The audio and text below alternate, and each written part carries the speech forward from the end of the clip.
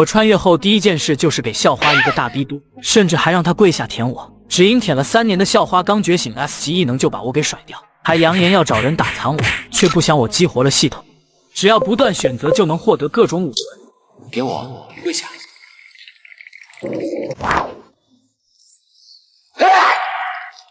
打了个道，居然是 S 级器武魂海王3叉戟。S 级武魂，肖妹觉醒了 S 级武魂。真没想到，居然有 S 级武魂，不愧是肖妹女神。这下子他跟正神就是强强联合了。人群中惊呼声不断，震惊不已。好，没想到这一次觉醒仪式能够出现 S 级武魂，要好好努力，争取将来也登上青云荣耀榜。除此外，有了 S 级武魂，我就可以向教育局申请更多的修行资源了。发财了，好多的钱啊！校长，那个啥，你先下去吧。阿姐，我觉醒了 S 级武魂，轮到你了，我相信你也可以的。恭喜你了。接着他也走上台，所有人都注视着，毕竟正经在学校的名气很大，属于学神级别的人物，一举一动都引人注目，几乎所有人都认为他可以觉醒高级武魂。正神最差也可以觉醒 A 级武魂吧？该不会又是一个 S 级吧？众人议论纷纷，连校长都期待地看着正经。正经深吸了一口气，将手放在觉醒石上。10几秒过去了，水晶石一点反应都没有，众人脸上不由得流露出古怪之色。不会吧，没有反应，这是怎么回事？还能怎么回事？没有反应，就是没有武魂了。好家伙，废材开局，要不要这么点？完美人生选择系统开启。我去试系统。好，这下子真是点中点了。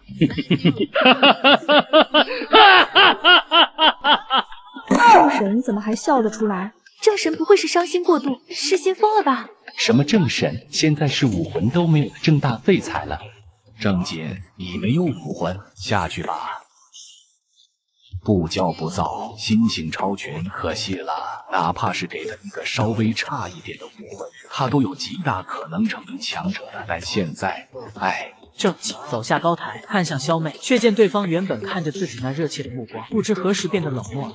不会吧，这么点的吗？妹儿，你……哼，正经，你还是叫我肖妹或者肖同学吧。听到这话，其余人都是一副看好戏的样子。正经看着肖妹，如同在看着一个陌生人。原主真是瞎了眼了，找了这么一个女朋友。突然，空气冻结，是 SSS 级武魂寒冰神皇。只见那冰凤凰头的多子融入了一个相貌绝美的清冷女子体，她身上的气息愈发清冷，整个人看上去犹如一座冰山。居然是 SSS 级武魂，我有没有看错？天啊，我还是第一次在现实中看到这种武魂，洛清雪的运气未免也太好了吧！家世好，成绩好，人又好看，现在还觉醒了 SSS 级武魂，老天太不公平了。正经也有点意外，没想到会有 SSS 级武魂的觉醒者，而高台上的那女子，他也认识，洛清雪，青云高校与肖妹并列的2大校花之一，而且还是原主的对手。各科成绩仅次于原主。洛清雪觉醒武魂后，走下高台，在众人敬畏、羡慕的目光下来到正经面前。就算是没有武魂，也一样可以走上武者道路，你不会放弃的，对吧？这是当然。好，我会在武道之路上等你。洛清雪点点头，看着正经，依旧将对方当成对手。洛清雪，就算是他不放弃又能如何？没有武魂，他注定是个废物，而且还是一个连女朋友都保不住的废物。洛清雪没有理会对方的话，而是看向了肖妹。刚才肖妹的表现，她也注意到了。你配不上他，我配不上他。洛清雪，你眼睛没有出问题。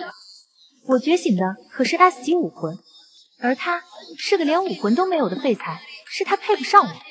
正经，我们以后注定不是一路人，我们分手吧，这样对我们都好。哼！众人闻言，顿时戏谑不堪，看着昔日他们高攀不起的正神，如今成为小丑，被女朋友抛弃，这让他们内心的阴暗面得到了满足。检测到宿主现在是个废物，现在给宿主3个选择，咸鱼翻身选择1，跪下求肖妹不要分手，从此颜面丢尽，系统奖励宿主10个耳光。选择2，平静的答应分手，并且暗自决定以后发愤图强，超越对方。奖励宿主 S 级武魂暴风锤。选择3，上前给对方一个耳光，宣布是你甩了对方，捍卫自己的尊严。奖励宿主10大凶兽武魂。不是，这还用选？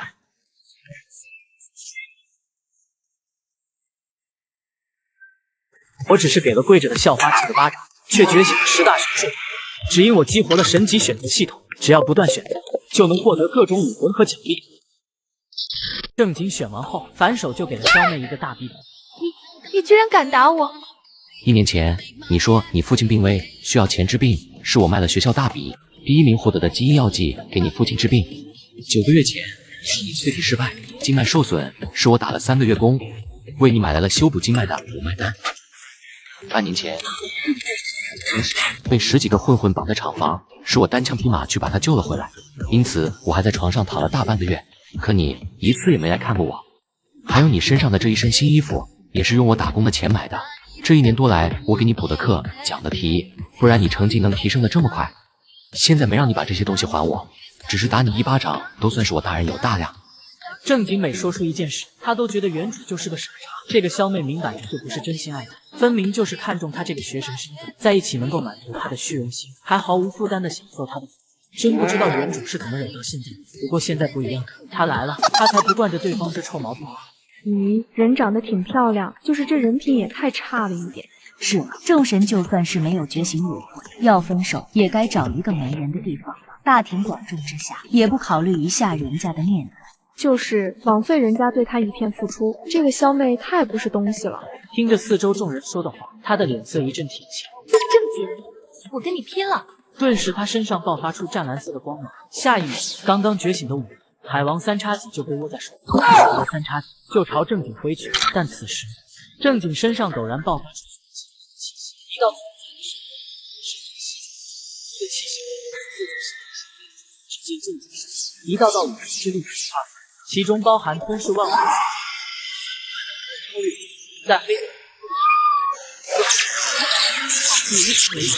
浑身流转着紫蓝色，不死不灭的幽冥色，散发出无与伦比的滔天煞气，连空气都在被挤压。而那些刚刚觉醒武魂的神上们看着正经，顿时感觉自己体内的武魂在这一刻正颤抖不已，仿佛在恐惧。耶！恭喜宿主觉醒10大凶兽武魂，但是由于10大凶兽武魂太过恐怖，为保护宿主每晋级1阶便可掌握一种凶兽武魂之力。现在掌握的凶兽武魂为饕餮，宿主可通过该武魂吞噬各种蕴含灵气的宝物，快速提升自身修为，掌握其他凶兽之力。系统，你给的饕餮武魂确实很强，但是还是太吃操作了。有没有更加简单又强势的武魂推荐一下？有的宿主，有的。这么强势的武魂当然是不止1个的，还有9个，都是当前版本 T0.5 的武魂。不过等宿主等级提升，我再给你推荐哈。撤了。然后武魂化作流光归入正轨，一切都恢复了平静。这是怎么一回事？不是说他没武魂吗？我的天啊！刚才那一项不就是他的武魂吗？难道测试仪器出错了？老大，我们刚刚可是彻底得罪他了，这该咋办？众人议论纷纷，尤其是肖妹更是不敢相信的看正经，他是因为对方没有武魂才跟对方分手，可现在对方若是觉醒武魂，那自己岂不是成了笑话？正经，麻烦你再测试一次吧。好。正经走到觉醒石面前，他也想看看自己觉醒的凶兽武魂是什么级别。不要觉醒武魂，不要觉醒武魂，就算是觉醒，也不要觉醒太强的武魂啊！只可惜他们的祈祷一点用都没有。就在正经的手放上去的瞬间，整个觉醒石就快速的颤动了起来，一道光芒冲天而起，化为一头无比狰狞的凶兽虚影。这头凶兽目光带着贪婪，似乎被这武魂注视时，所有人都有种不寒而栗的感觉。我的天，觉醒石都炸开了，这是什么级别的武魂？刚才洛清雪测试的时候都没炸开啊，他也是3S 级别的寒冰神皇，难道正神的武魂比他的还强？如果我没看错，这武魂是传闻中的3S 极兽武魂饕餮。古往今来，能觉醒饕餮武魂的存在屈指可数，真是天佑我青云高校。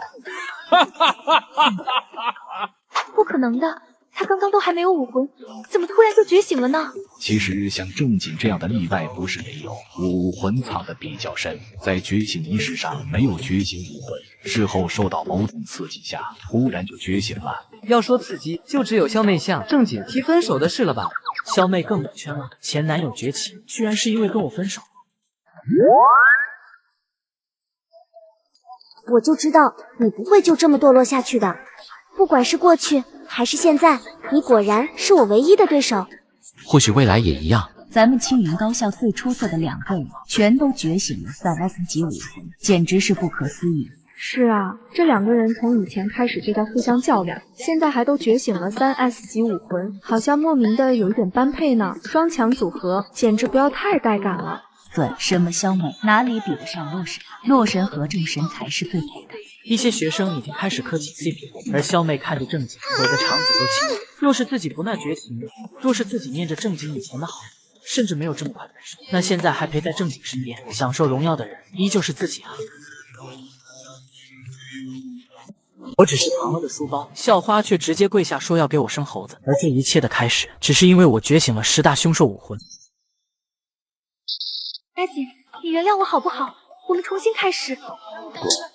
阿锦，我知道你在生气，但我也是一时糊涂才做错事的，你就原谅我吧，我以后再也不会离开你了。我说了，让你滚。阿锦，你怎么能这样？你以前是不会这么对我的，就算我错了，可是你难道一点责任都没有吗？要不是你最开始的时候没有觉醒武魂，我又怎么会那么对你呢？你别闹了，咱们以后好好过日子。我再说一遍，你滚不滚？阿锦，我不管怎么样都不会再离开你了。那你就别怪我了。大家快来看啊，渣女死缠烂打求复合了。他这一喊，所有人的目光刷刷的落在2人身上。对于今天发生的事，他们都看在眼里。看到肖妹居然还有脸找正主妇，不由得倒吸了一口冷气。真是一个厚颜无耻的渣女！震惊！渣女觉醒 S 级武魂抛弃男友，却没想到男友觉醒3S 武魂，惨遭打脸。看着四周拿起手机的学生，肖妹的脸色变红，恨恨地看了正经事，立即遮着脸拂袖离去。复合，爱送给我都不要。小双，哥哥回来了，今天在家干嘛呢？睡觉。就睡觉。不然你还想让我怎么办？瘸着腿，你总不能指望我出去蹦蹦跳跳吧？你还有没有人性？谁让你自己走路玩手机不看车的，活该！再说了，就算腿不能走路，你也可以看书。几个月不去上学，你学业可不能落下。我都这样了，你还要让我学习？明天开始，我会定期抽查你的学业，要是不过关，你就别想吃饭了。你把我乐死好了，等去了下面，我一定找爸妈告状去，说你虐待我。别来这招！对了，今天不是觉醒仪式吗？怎么样了？先不说这个，我还有件事跟你说一下，我今天跟香妹分手了。你之前不是爱她爱得要死要活的吗？怎么突然分手了？等等，对方什么时候不分手？偏偏在觉醒仪式这一天分手，肯定是觉醒仪式出了问题，而自己哥哥很可能只是觉醒了低级武魂，甚至可能没有武魂。哥，你知道我最佩服的人是谁吗？是谁？幽魂王，咱们大夏10大封王强者之一，也是唯一一个以1级武魂被封王的存在。所以哥哥觉醒低级武魂，甚至没有武魂都不是什么过不了的坎。只要有一颗强者之心，只要你不放弃，咱们一样可以把日子过好。小双，你说的对。不过我还有一件事告诉你，我今天觉醒的是 SSS 级武魂饕餮。哥，别气馁，就算是什么3S 级武魂，哥，你没骗我。我骗你做什么？哥，把我刚才鼓励你的话喊来。不对啊，你若是觉醒了3S 级武魂的话，肖妹为什么要跟你分手？难道是哥你主动跟她分手的？我就说了，这女人要不得，你总算是想通了。咱们是3S 级武魂，要什么女人没有？正经摇摇头，将事情简单说了一遍。郑小双听完后瞪大了嘴巴。什么？居然还有这么曲折离奇的事？哥哥，我还以为这种打脸的情节只能在小说里看到呢，好可惜我当时没有在现场，不然我肯定把那女人的表情录下来，肯定很精彩。不久后，他就在厨房内做好了饭菜。饭菜不多，很简单，2菜1汤，1道青菜，1盘青椒肉丝，还有一个蛋花汤，足够兄妹2人吃了。郑小双撇了撇嘴，哥，你可是觉醒了3S 级武魂的，这都不庆祝一下，吃顿好的吗？有什么好庆祝的？咱们卡里的余额不多了，得省着点花。自从兄妹两人的父母去世后，正经一个人就承担起了这个小家庭的所有开销，衣食住行、吃喝拉撒，还有学费。幸好父母生前买了这套房子，兄妹俩暂时不用为住的地方担心。正经自身学习成绩也好，有奖学金，加上平时抽空出去打零工，倒也撑得起兄妹两人的日常开销。不过现在不一样了，哥你可是有3S 级武魂，教育局肯定不会放过你这么一个人才的，各种补贴还有奖学金很快就会安排到位，咱们的日子会越来越好的。还有等我明年也参加觉醒仪式，再觉醒一个3S 级武魂，咱们兄妹俩一起登上青云荣耀榜，到时候吃香喝辣的，权力地位还不都是唾手可得。你当3S 级武魂是大白菜吗？你想要就能有的吗？哥，你都能觉醒，为什么我就不能呢？而且我最近总是在做一个梦，梦里我可是绝世女帝，名声响彻整个宇宙呢，说不定我可是什么女帝转世。女帝转世？我看你是小说看多了吧？哼！吃完饭后，正经回到自己房间，韩熙坐在床上，开始慢慢感应体内的武魂。真的烦。他深吸了一口气，不去理会那股风声，继续感受自己的武魂。心念一动，他将武魂召唤。整个小区瑟瑟发抖，楼上的狗也不见了。哎，也不知道可不可以变小一点。武魂似乎感应到他的想法，慢慢变小一些。不一会儿，塞满整个房间的饕餮武魂变成巴掌大小，贪婪的眼神盯着正经，似乎是想要吃它。正经突然想到关于这饕餮武魂的介绍，可吞噬万物，吸收各种蕴含灵气的东西。哎，可是我现在家里一穷二白的，只好先委屈一下你了。饕餮武魂只是10大凶兽武魂中的一个而已，等我修为逐渐提升，其他武魂也可以一一掌握。饕餮武魂都是 SSS 级别的，其他武魂最差的也应该是这种级别。10大凶兽武魂一出，谁与争锋？本女帝在此，谁敢造次？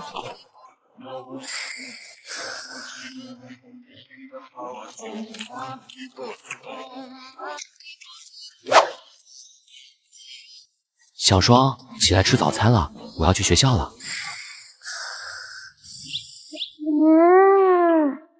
哎，看来昨晚又奖励自己了。Ladies and gentlemen, welcome to Jared Night with Breakdown Again 2015. Let's make 啧，这排丝真带劲。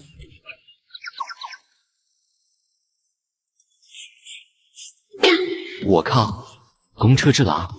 丁，面临公交车上的色狼，宿主有以下几种选择：一、视而不见，奖励100块；二、过去取代女生，奖励1000块；三、见义勇为，奖励1万块，外加1瓶治疗药水。这次的任务奖励不错，不过有点不正经哈系统。我明明觉醒了10大凶兽的饕餮武魂，但是我跟校花绑手腕却绑不过他，甚至还被他壁咚在地下。小样，播一个。紧接上集，正经来到特别班，这个班只有他跟洛清雪两个人。走进班级，他看到洛清雪正在看书，似乎察觉到正经的目光，洛清雪也随之抬眸看了他一眼，然后缓缓伸出自己的手。正经，咱们来掰手腕吧。这是什么展开？丁，面对洛清雪的掰手腕请求，有以下选择：一、拒绝，并且说出你没发烧吧，奖励宿主1000块；二、答应，对对方说出自不量力，就你这小胳膊小腿的，也想跟我比力气，奖励1万块。自不量力，就你这小胳膊小腿的，又想跟我比力气？当他说完这句话后，1万块已放在他背包里，他心里有些激动，一早上就赚了2万块，这以后还打什么工？做选择题得了。下一秒，正经的手被直接按倒在桌子上，整个过程1秒钟都不到。发生什么事了？你好弱呀！我刚才没准备好，再来。这一次他有所准备，没有那么快就被按倒，但也只是坚持了不到3秒钟就败了。这洛清雪看着柔柔弱弱的，力气怎么这么大？你觉醒武魂后应该有所感觉，自己的力量提升了不少吧？我的武魂觉醒后，今天一早上就发现自己的力气大了许多，看起来我增长的力气比你多，你可知道为什么？武魂分为好几种类型，战斗、防御、辅助。一般来说，偏战斗类型的武魂觉醒后，对身体素质提升的幅度更大。我的武魂则是偏向辅助性的，虽然对身体素质也有提升效果，但没有你这么明显。饕餮可吞噬万物，但这个吞噬更多的是体现在修行效率方面。我早就知道了。你既然知道，那还来问我做什么？考考你而已。要考也是我考你，万年老2个同学。气啊！好想打人，自己现在的身体素质比对方强，应该打得过吧？想到这，洛清雪跃跃欲试，正经感受到一丝寒意，吞咽了一下口水，起身后退2步。你可不要乱来啊！小心我喊人。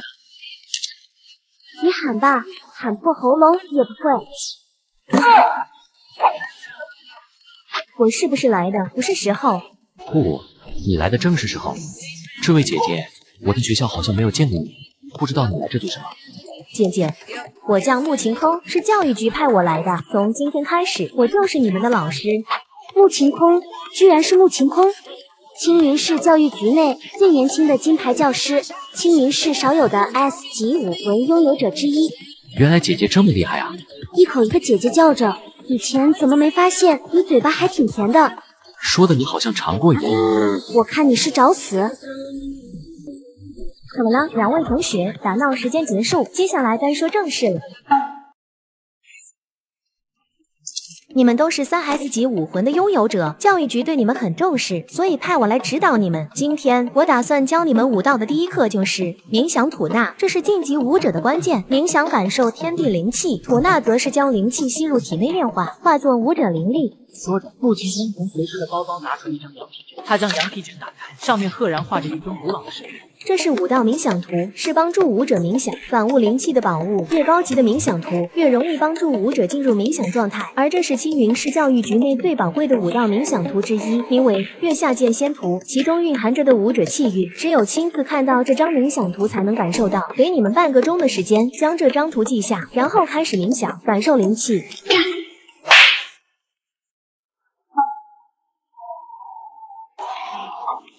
穆老师怎么样了？我只能说不愧是3S 级武魂的拥有者，这么快就进入冥想状态了。要知道，可不是谁都能够在半个小时内记住月下剑仙图，并且成功将其冥想出来的。1个月后就是武者月考，真是让人期待着2个小家伙的表现。1个月时间，他们应该可以稳稳成为一阶中品武者了。武者分为10阶，每一阶又分为上中下3品，能够在3个月时间成为1阶武者，已经算是天才。而1个月成为1阶中品，更是天才中的天才。因为2人有S级武魂，他才敢做出这判断，不然他感应到了什么？看向正经脸色微微。等等，问这是什么情况？我只是看了眼前的这幅古画，就直接把周围的灵气全吸光了。只因我觉醒了饕餮武魂，只要配合。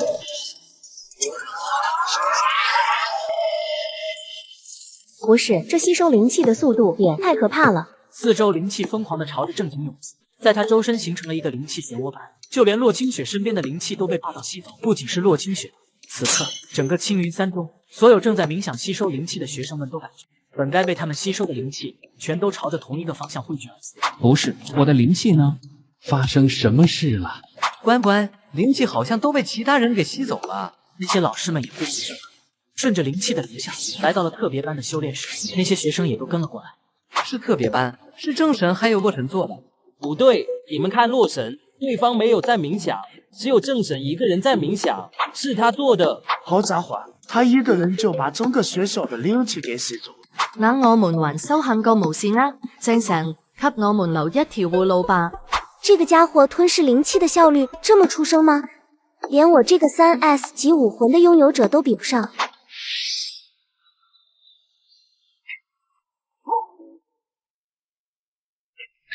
怎么大家都聚在一起？发生什么事情了吗？张杰，你以后不能待在学校了。校长，你要开除我？不，我怎么舍得开除你呢？随后将事情说了一遍，正经这才恍然大悟。合着是自己吞噬灵气的效率实在是太过恐怖，将其他人的灵气都吞噬掉了，才不让自己待在学校。张杰，你吞噬灵气的速度太夸张了。关于这件事情，我会向教育局禀告，让局长拿主意的。现在你先告诉我，吞噬那么多灵气后，你感觉如何？我感觉自己现在浑身有劲。校长，麻烦取来武力检测仪。好。随后检测仪扫描了一番，就在显示屏上显示出关于正经身体的各项数据，其中包括力量、骨骼密度、肌肉含量以及最重要的真气等。而综合评价是1阶武者。我的天啊，正经成为武者了！这才第1天修炼，咱们还在感应天地灵气呢，他就直接成为武者了，有没有搞错？饕餮武魂果然非同小可，这武魂在修行速度方面太强了。我看过一些关于饕餮武魂的记载，这个武魂最强大的效果就体现在修行速度方面，尤其是前期，更是远远超过同阶修士。就算是同样是3S 级武魂的拥有者也比不上。那这不就成了最强的3S 级武魂了？武者修行除了速度方面，其他各个方面也是至关重要的。比如武技，饕餮武魂在修行武技方面并没有什么特殊加成，跟普通武者没什么区别。而且武道越往后，晋级越困难，有时候看的不是吞噬灵气的速度，还要看机缘，悟性等等。这么一听，这饕餮武魂虽然变态，但也不至于变态到让人绝望的地步。一旁的洛清雪也暗自松了口气。那咋了？你们根本不知道，这种级别的武魂我还有9个，等后面一一觉醒，那才叫让人绝望。由于正经第一次修行就成了一阶武者，而后面穆晴空不敢让正经继续修行了，毕竟他一修行，这学校内的其他人就别想修行。老师，你看我接下来做什么好呢？这样吧，我教你一门武技吧。逆天，这就是高阶强者了，一个瞬移就是几百米。对于一个武者来说，除了灵力修为之外，武技也是至关重要的。我觉醒的武魂乃是气武魂烈火全套，这是火属性的武魂，所以我修行的武技也大都是火属性的。你的饕餮武魂属于无属性，所以你可以修行任何武技。不过别以为这是一件好事，虽然可以修行任何武技，但由于是无属性，你修行任何属性武技都不会有加成，效率也跟普通人一样，不会有什么太快的进展。接下来我要教你的这套武技，乃是地级武技灵幻烈火轰拳，你看好了。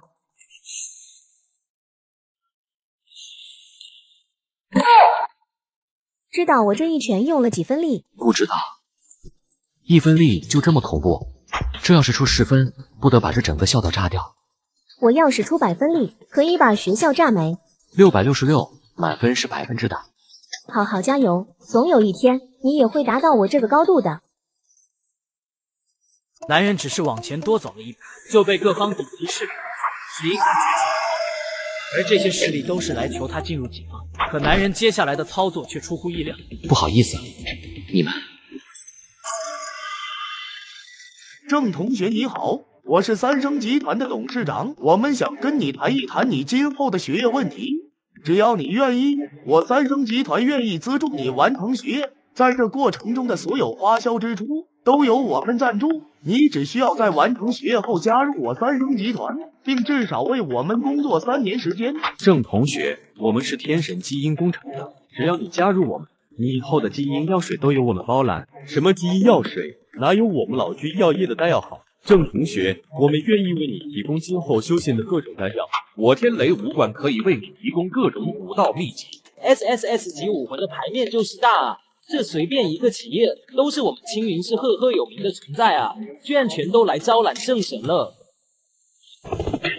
郑同学，我自我介绍一下，我乃是紫霄武馆的人，特来邀请你加入我们。我去，居然是青云市排名第1的武馆。我听说武馆馆主更是大夏罕见的7阶封侯强者之一，被誉为紫霄侯，是跺一跺脚都可以让整个青云市颤抖的存在。加入他的武馆只能4个字来形容，那就是平步青云。连紫霄侯都派人来招揽许神了，谁敢跟他争人呢？就是，我要是能加入紫霄武馆就好了。据说要加入紫霄武馆，考核极其严格，其中有一条就是在25岁之前成为3阶武者。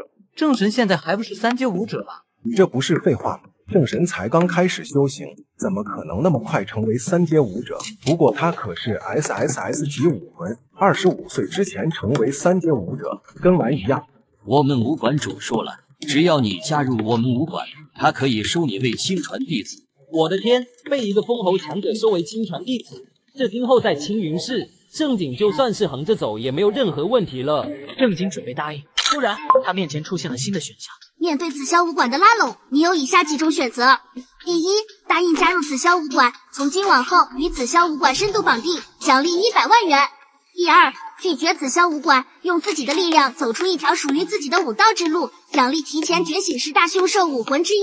抱歉，我暂时没有加入势力的打算，只想先好好完成学业，让你们白跑一趟。这小伙子的脑子不会是进水了吧？他不会以为自己觉醒了 SSS 武魂就可以为所欲为，无视一切了。就是啊，没有资源，没有明史资源，就算是再厉害的武魂，也无法完全发挥出来的。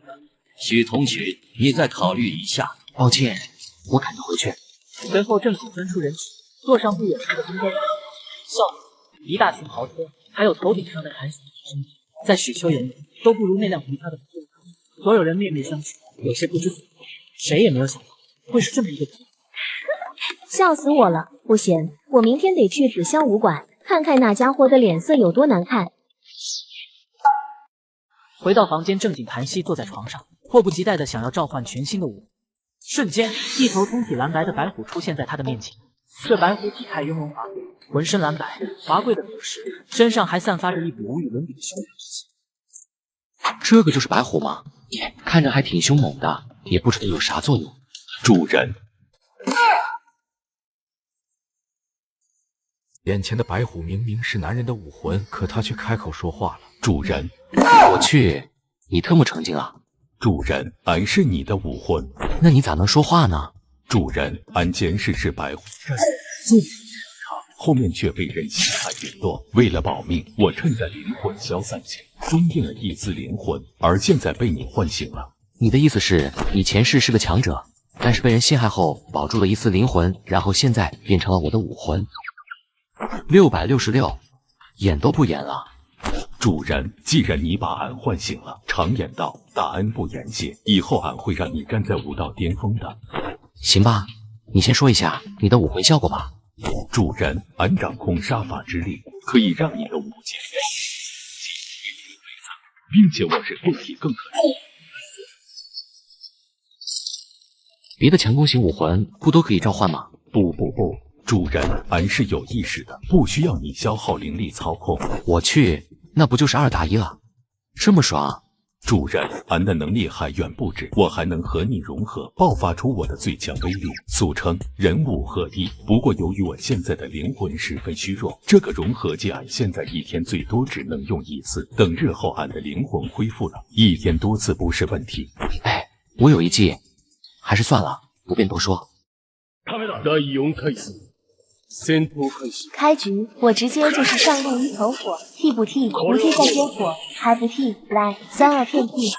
我去，没走掉，只能等技能了。看我雷电追杀，我也buff再接雷，反应天降，不好意思，但还是来了，一击爆的特效，没实力，直接拿下。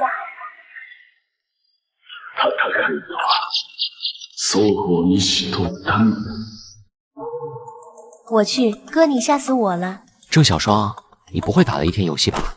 怎么可能？我作业都写完了。不错，你居然变得这么自觉了。那肯定啊，我哥可是3S 级武魂哎，我当然要努力一点，不然以后跟不上你步伐怎么办？对了，这是给你的，吃完饭喝了它。这是什么？治疗药水。是谁啊？应该是我点的外卖，我点了一只瑶姬。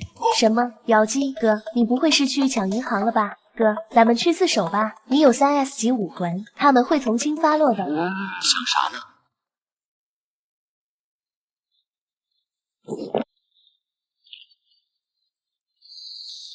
哥，我好了，我彻底好了。看到了，小心点，你可别又给我磕着碰着了。哥，你看我的脚好了。别闹，既然好了，那明天就给我去上学去。哎呦，我怎么感觉我这脚好像还有点麻，好像还没好透，我可能还要再休息2天。少来这套，明天给我上学去。今天要好好听讲，不懂的一定要问老师，把落下的功课补回来。好啦好啦，哥你好烦。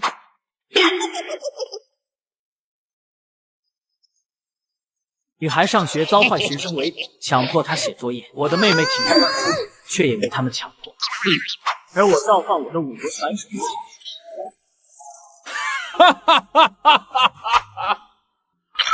面对眼前的校园霸凌，宿主有以下选择：1. 视而不见无奖励。2、代替妹妹写作业，有什么都冲我来。3、为自己妹妹撑腰，奖励5级顿悟卡1张。哎，小鬼，你是正神？我管你是谁，今天天王老死来了，他们2个都得给我留下来写作业。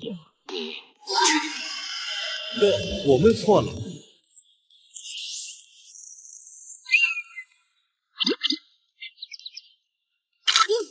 5级顿悟卡已发放。好好学习。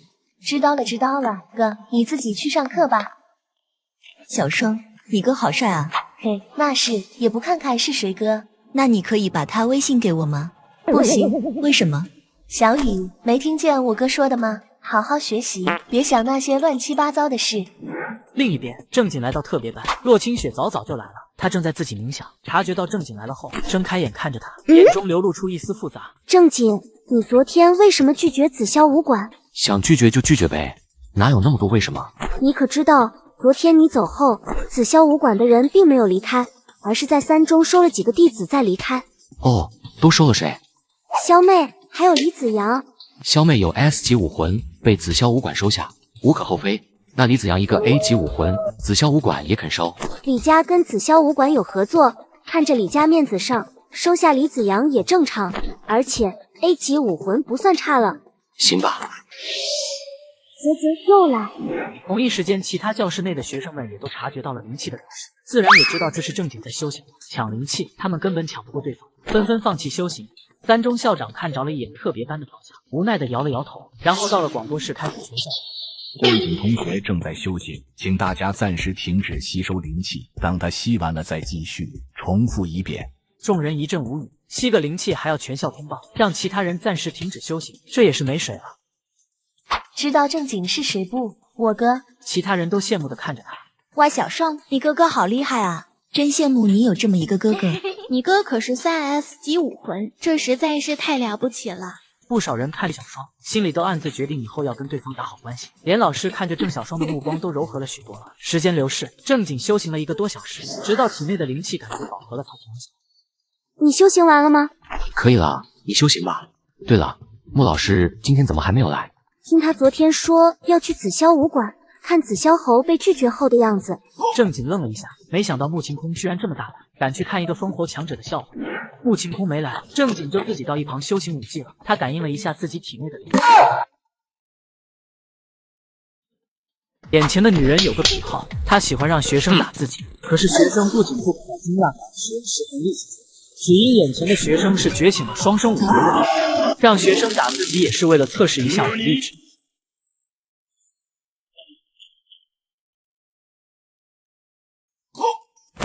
还是一阶下品，不过也正常，总不可能修行2天境界就往上涨，那可就太变态了。算了，还是修行武技吧。对了，我不是有张武技顿悟卡吗？黑手系统，这卡片怎么使用？捏碎就可以。正经直接将卡片捏碎，下一秒，卡片化作星点步入。接着他再次演练烈火轰拳，这一次他明显感觉到了不同。烈火轰拳的精妙之处被他快速感觉到，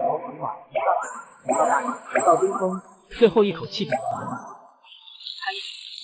火光在拳头上凝聚，轰在地面上爆出一道道烈焰，直接在地上轰出一个坑。不远处经过3中校长当即倒吸了一口冷气。这家伙的武技怎么可能有这威力？这一拳的威力已经很接近1阶上品了，可是明明昨天才刚刚成为1阶下品武者啊！不对，是武技圆满。他的武技我教的。此时，穆晴空缓缓走上来，看着正经的目光透出些许复杂。正经，你对我打一拳试试。啊，这不好吧？放心，用你现在的修为，还不至于伤我。来，全力一拳过来。那穆老师得罪了。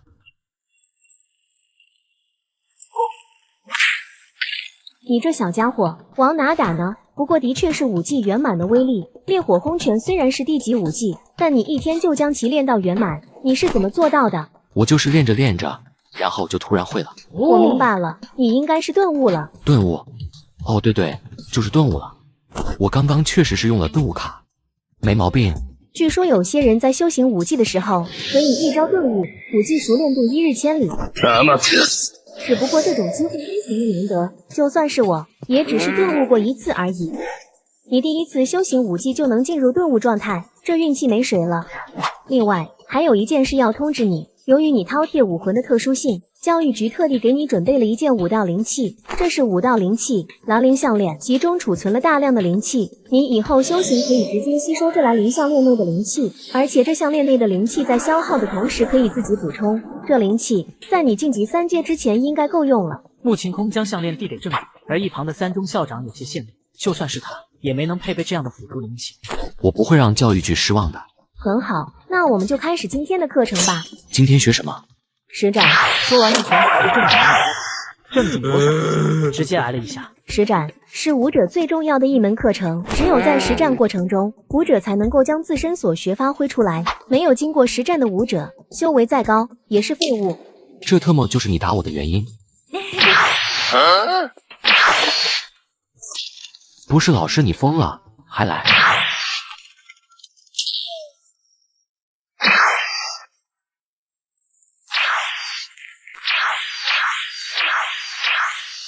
你就只会躲吗？去，我不躲给你打了。你招笑吧，身为老师以大欺小。胡说，我的修为已经压制到1阶层4了，咱们现在是同阶。难怪。那老师看招。你的拳头太慢了，谁让你这么出拳的？中门大开，找死啊！腿再抬高一点，哥哥，你没吃早饭吗？校导上，穆晴空正在操练正景，第一次实战的正景被打得体无完肤，对方下手太狠了点，有学生经过看见，不禁打了个寒战。正神都被打得这么惨，这要是咱们上，不是要被打得半身不遂？我去，你怎么尿裤子了？这个老师有多出手，把眼前拥有双生武魂的学生给打残废，甚至扬言明天还要继续。可出乎意料的是，学生不仅不害怕，反而笑了，还说：“好的，老师。”只因学生觉醒了神级系统，只要挨打就能获得实战经验卡。郑小双放学后来到操场，看到被虐得体无完肤的正景，不禁心疼，狠狠瞪了穆晴空一眼。老师，你下手也太狠了！我哥要是有个好歹，我跟你没完。穆晴空眉毛一挑，一个小丫头片子居然敢这么跟我说话，有意思。这是治疗药水，可以帮助你快速恢复。咱们明天接着练。他嘴角上扬，露出一个妩媚的笑容，但正景却不禁打了个寒战。面对严苛的实战课，你有以下选择：一、拒绝，这折磨人的实战课我不上了，谁爱上谁上。奖励10万块钱外加肥宅快乐水1箱。2、坦然应对，宝剑锋从魔力书马上自古而来，没有经历过实战折磨，怎么能成为一代强者？奖励实战经验卡。经验卡，老师明天见。妹妹，我们走。回到家，正景将那瓶药水服下，顿时身体的疲惫以肉眼可见的速度快速恢复。这治疗药水的效果极佳，想必等级不低。加上今天拿到手的武道灵气血赚。对了，我要快点吸收经验卡，避免明天还被老师吊打。他拿出实战经验卡，将其捏碎，顿时今天的实战过程在他脑海中回放，他的实战经验也在以几何倍数快速增长。原来如此，这一拳这么出的话，穆老师就没有办法反击了，最多只能格挡。第二天，他继续来学校，而穆晴空早就在等着他，揉了揉拳头。准备好挨打了吗？穆老师，你要小心了，今天的我可不是昨天的我了，我成长了。穆晴空摇了摇头，才1天功夫，对方就觉得自己行了。看来今天得加把劲灭一下，不然不知道天高地厚。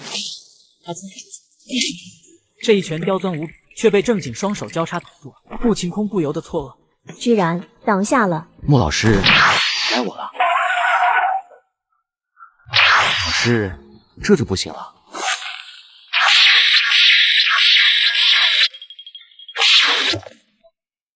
这家伙的实战经验怎么提升的这么快？见鬼了吗？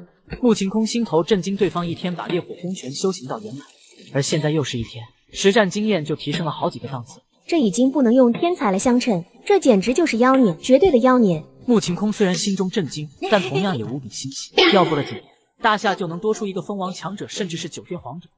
很好，居然逼得要用2阶的境界来防你。接下来，让我看看你在我2阶的修为面前坚持多久。而在旁边，若着跟陆晴空打得有来有回的正景，眼中透露着不甘。没想到他进步得如此之快，我若是按部就班的修行，只怕还是会跟以前一样被他甩在后面啊。随后他拿起手机拨打了一个电话。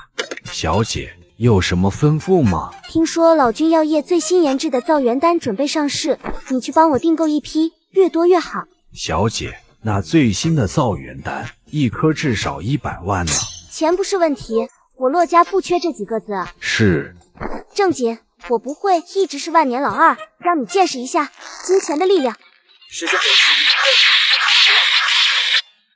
接下来的他白天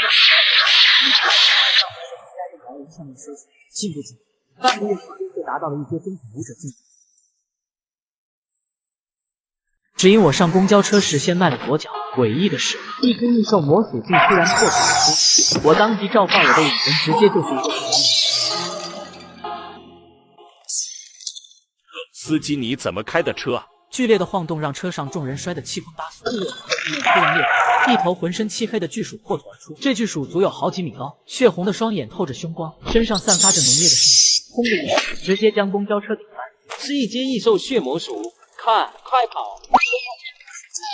可车门被死死压住，郑子一头出最高，抱起妹妹郑小双，先将她送出车外，自己紧随其后，其他人也陆续下来。谁来救救我孩子？公交车内传来妇人的呼喊，她的孩子被恶死死压住，动弹不得。除了这对母子，还有不少老弱妇孺也被困其中。而那头血魔鼠正一步步逼近公交车，情况万分危急。郑景停下脚步，眼神中满是纠结。哥，你愣着做什么呢？快跑啊！你才刚刚成为武者而已，怎么可能打得过异兽？这时候别逞强了。郑小双焦急地喊道：“他并非冷血之人，只是在他心里，与自己相依为命的哥哥比什么都重要。”面对即将命丧异兽手里的生命，你有以下几种选择：做事不管掉头跑路，奖励治疗药水1瓶；2，我被武者除情扶弱，替成武者又体能畏畏缩缩，挺身而出，引走异兽，奖励治疗药水10瓶；3，区区一头鼠妖，也敢在我面前放肆，让他知道厉害，击杀血魔鼠，奖励高级金银药水1瓶。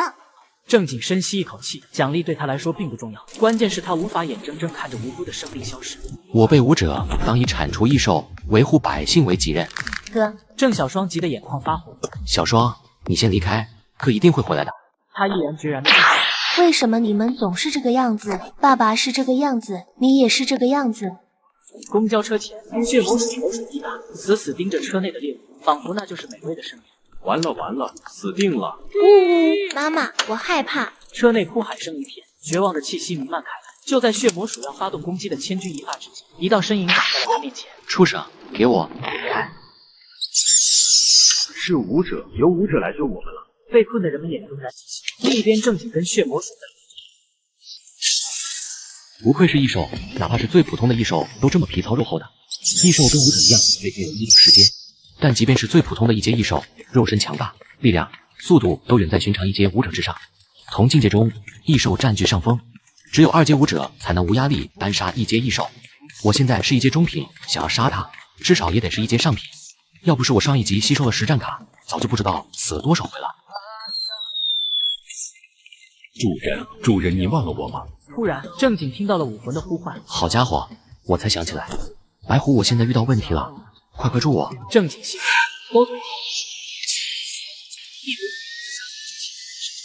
血魔鼠，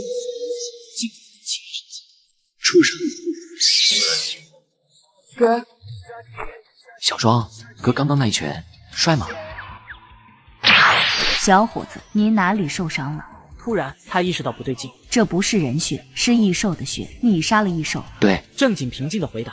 你是哪个狩猎队？我不是狩猎队的，我是学生。学生？现在的学生都这么厉害的吗？能单独击杀异兽呢？大姐姐，既然你们狩猎队来了，我就先走了。真是奇怪的小家伙，不过没关系，咱们还会再见面的。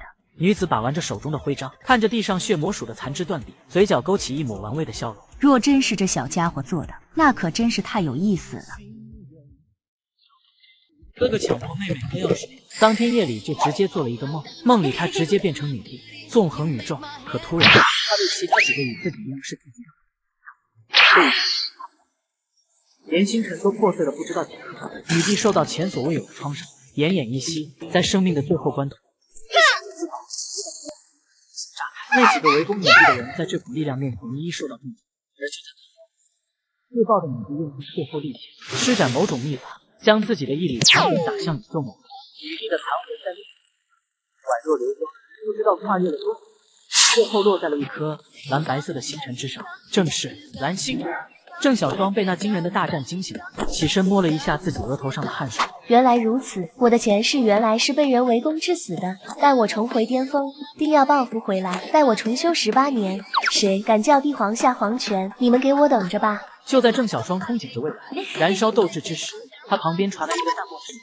你梦到的人是我，并非你的前世。另外，别说18年，就算是1800年，你也修行不到地境，不可能连蓝星都走不出去。郑小双转身一看，倒吸了一口冷气。只见他梦里的女帝，居然就出现在他的床边。什么鬼？那不是我的前世吗？你怎么从我梦里出来的？我就是你梦里的那个人，你可以叫我琼霄女帝。琼霄女帝，你怎么会出现在这？正如你梦见的一样，我被人围攻，自爆后使用秘法保住这一道残魂，落在这蓝星之上，与刚出生的你结合在一起。你这段时间之所以会梦见我的生平，就是因为我正在苏醒，而你晚上喝的基因药水，成为我觉醒的最后一点能量，我这才可以出现在你面前。你不会夺舍我吧？郑小双可是看过不少小说，里面的一些难道自己也要沦落到那种地步？一想到对方夺舍自己，霸占自己的一切，尤其是霸占哥哥对自己的爱，他就又愤怒又不甘。琼霄翻了个白眼：你少看点小说，我不会夺舍你的。不过你与我的确已是一体。怎么说？我现在变成了你的武魂。郑小双愣了一下，他听说过器武魂、兽武魂、植武魂，但还是第一次听说人武魂，而且对方还曾是主宰无数星系的人。人武魂虽然罕见，但在浩瀚宇宙中并非没有，你不用少见多怪。既然你成为了我的武魂，那你能够带给我什么？他是一个现实的人，既然自己有一个女帝武魂，那对方就相当于是自己的外挂，当然要好好使用了。琼霄看着郑小双微微一笑，虽然你这人中二且没有自知之明，好高骛远，但接受能力还可以。我既然成了你的武魂，我自然会帮你登上武道巅峰了。毕竟武魂与主人乃是一体，只要你成长，我才能成长。本来没有我，以你的资质想成帝，基本不可能。但现在有我帮助，就有了一线机会，至少将来走出蓝星不在话下。郑小双闻言，好奇问道：走出蓝星需要什么样的修为？按照你们蓝星的等级划分，至少需要9阶皇者境界，而只有10阶至尊才有资格探索银河星系，11阶半圣才勉强算得上一方高手。但要真正在银河星系立足称霸，至少需要12阶圣境。琼霄娓娓道来，郑小双听得脑袋都大了。在学校学习到的知识，10阶至尊就是蓝星历史上最强的存在。没想到居然还有11阶、12阶，而且看样子还有更高的境界，至少肯定还有一个地阶。郑小双有些兴奋，太好了，有了你，再加上我哥哥的3S 级武魂，我看以后谁还敢欺负我们兄妹俩？蓝星以后就是我们兄妹说了算。想到这，郑小双撑着腰，发出反派般的尖笑声。你哥天赋的天赋还算可以，如果有机缘，还是有可能走出蓝星的。但银河星系浩瀚无边，天将如玉，你哥跟他们比还差了许多。不许你小看我哥，我哥是最强的。我实话实说而已。不管，就算是实话，我也不喜欢听。你算了。琼霄无奈的摇摇头，谁让自己现在跟这个胸控是一体，也懒得跟对方争辩。我现在传你一篇冥想图，你以后就用它冥想，我保证不出3月，你将完全超越你哥。琼霄说道，他要用实际行动来证明。琼霄女帝，实话实说，绝无戏言。接着他一直点在郑小双只觉得脑海内浮现出一篇玄奥的冥想图，这冥想图乃是一片壮阔的星河意境，看一眼，感觉心神都会被吸进去。这冥想图乃是至尊冥想图，按照蓝星等级，就是10阶冥想图，就算是给10阶至尊用也足够了，也是你现在能使用的最高等级冥想图。在蓝星，估计找不出一篇冥想图比它高级的。你用它冥想，再用我的力量吸收炼化灵气，哪怕3S 级武魂的拥有者，修行效率也比不上你。